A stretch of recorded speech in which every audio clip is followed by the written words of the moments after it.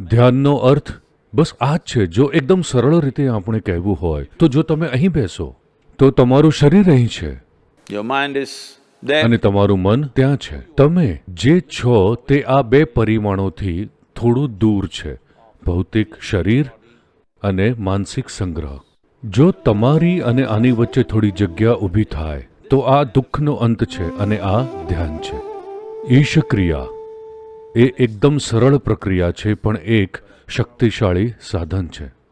આ ત્રણ વસ્તુ, તમારો શ્વાસ, તમારા વિચાર અને તમારી જાગૃતતા, જો તમે તેનો યોગ્ય સંયોજનમાં ઉપયોગ કરો તો મન અને શરીરનો ઉપયોગ કરવાની તમારી ક્ષમતા એટલી વધી જાય છે કે તમે કોઈ બીજાને લગભગ સુપરહ્યુમન લાગશો. પણ હું તમને કહું છું, આ માનવીય છે. આ સુપરહ્યુમન બનવા વિશે નથી. આ એ સમજવા વિશે છે કે માનવ હોવું એ જ સુપર છે.